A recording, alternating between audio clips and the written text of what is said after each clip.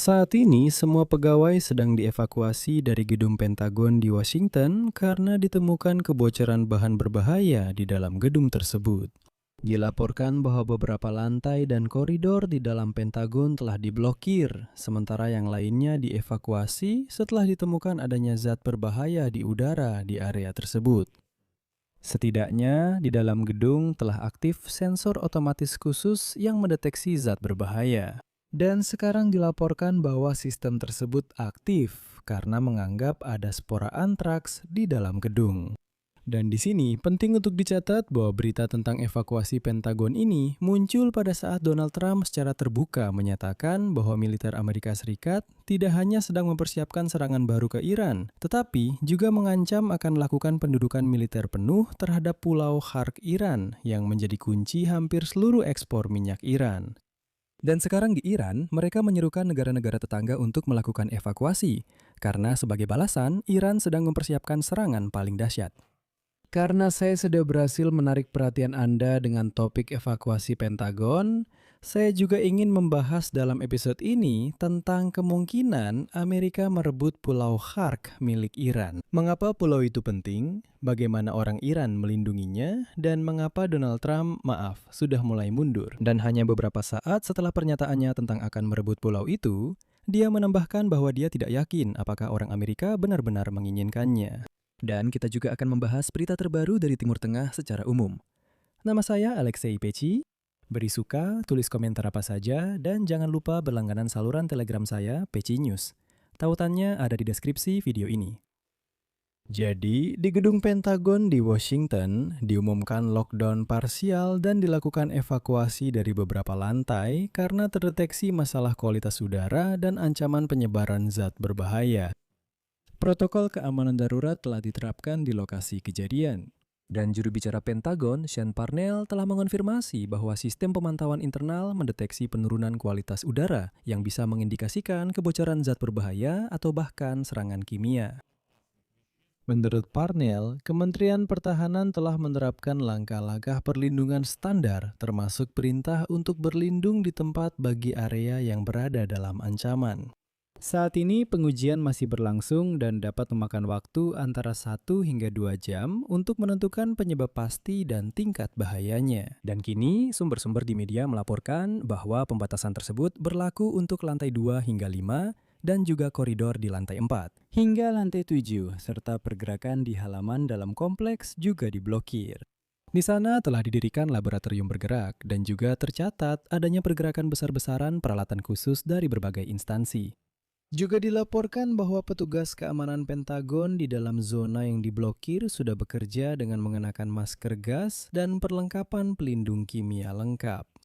Untuk menangani situasi darurat tersebut, tim penanganan bahan berbahaya telah dikerahkan, Badan Perlindungan, Badan Keamanan Pentagon, serta tim dari Departemen Pemadam Kebakaran Wilayah Arlington.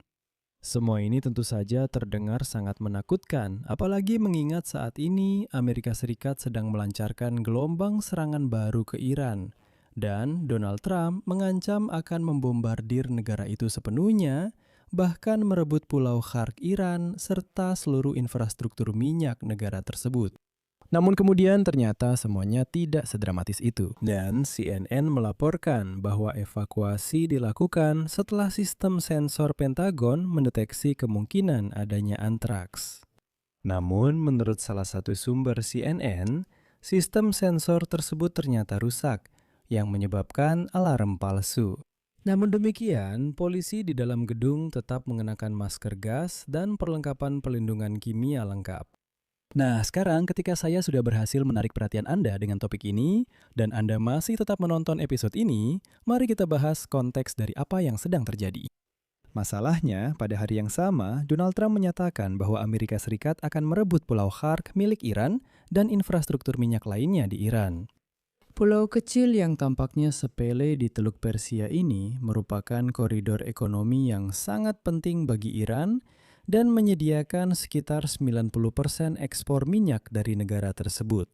Presiden Amerika Serikat juga memperingatkan bahwa malam ini militer akan melancarkan serangan yang sangat kuat ke Iran, karena terjadi baku tembak antara kedua negara, bisa dibilang begitu, dan perundingan damai benar-benar menemui jalan buntu. Selanjutnya, saya akan mengutip pernyataan dari Trump.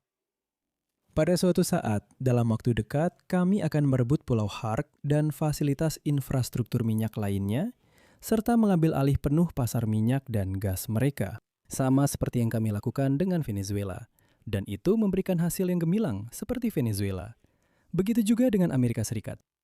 Namun, perlu dipahami bahwa Iran telah mempersiapkan diri selama beberapa bulan untuk operasi Amerika Serikat dalam upaya mengambil alih Pulau Hark. Dan pada bulan Maret, di akhir Maret, dilaporkan bahwa Iran telah memindahkan sistem rudal anti pesawat portabel tambahan ke pulau tersebut. Iran juga memasang jebakan di pulau itu dengan ranjau anti personel dan anti tank. Termasuk dan terutama di garis pantai, di mana pasukan Amerika bisa saja mendarat jika Donald Trump memerintahkan operasi darat. Artinya, ini akan menjadi operasi yang sangat mahal, bahkan mungkin dalam hal korban jiwa. Pada saat yang sama, Ibrahim Azizi, Ketua Komisi Keamanan Nasional dan Kebijakan Luar Negeri Parlemen Iran, menyatakan bahwa Iran akan memberikan respons yang keras, menghancurkan, menyakitkan, dan membuat menyesal jika Amerika Serikat benar-benar menyerang Pulau Hark. Berikut kutipannya. Donald Trump terlihat bingung dan tidak stabil. Iran dan seluruh wilayahnya, termasuk Pulau Hark, sepenuhnya siap. Tingkat kesiapan tempur angkatan bersenjata kita di sana sangat tinggi, sehingga saya yakin di masa depan akan menjadi jelas bahwa inilah tingkat kesiapan militer maksimum di pulau itu. Nah, itu seolah-olah dia menanggapi apa yang dikatakan Trump bahwa di masa depan dia akan merebut pulau itu. Dan dengan semua kemampuan dan kekuatannya, angkatan bersenjata kita berada dalam kondisi kesiapan penuh, kata Azizi. Pada saat yang sama, Ketua Parlemen Iran, Mohammad Baghir Ghalibaf, salah satu negosiator yang bernegosiasi dengan orang Amerika, menyatakan bahwa jika Trump mencoba merebut Pulau Hark, itu akan sangat mahal bagi seluruh dunia. Berikut kutipannya. Strategi yang salah dan keputusan impulsif akan menyebabkan situasi memburuk di seluruh sistem. Hancurkan infrastruktur energi dan pasar, maka Anda akan menciptakan jebakan lumpur tanpa akhir di mana Anda akan terjebak selama bertahun-tahun. Saat itu, Anda akan melihat Iran yang benar-benar berbeda. Nah, hanya beberapa jam setelah ancaman pertama, Donald Trump sendiri tiba-tiba mulai mundur. Presiden Amerika Serikat Donald Trump mengakui bahwa dia tidak yakin apakah orang Amerika memiliki keinginan untuk melakukan operasi militer besar-besaran yang diperlukan untuk merebut Pulau Hark. Katanya tentu saja itu Pulau Hark. Dia sendiri ingin merebut pulau itu, tapi dia tidak yakin rakyat Amerika akan mendukungnya dalam hal ini. Oleh karena itu, dia sebagai seseorang yang tentu saja akan mendengarkan rakyat Amerika, kemungkinan besar akan membatalkan operasi tersebut. Jadi bahkan sebelum mulai, dia sudah seperti membatalkannya. Baiklah, saya akan mengutip ucapan Trump. Merebut Pulau Hark, pusat minyak besar di Selat Hormuz, akan menjadi pilihan yang lebih saya sukai. Tapi saya tidak yakin apakah rakyat Amerika punya keinginan untuk itu. Saya rasa mereka lebih ingin kita pulang ke rumah. Iran sangat ingin membuat kesepakatan. Secara umum, saya akhiri di sini. Pendapat dan kesimpulan Anda silahkan tulis di kolom komentar di bawah episode ini. Jangan lupa untuk subscribe ke channel YouTube ini. Beri like dan tekan lonceng agar Anda mendapatkan notifikasi saat episode baru keluar. Itu saja dari saya, jaga diri Anda. Sampai jumpa semuanya.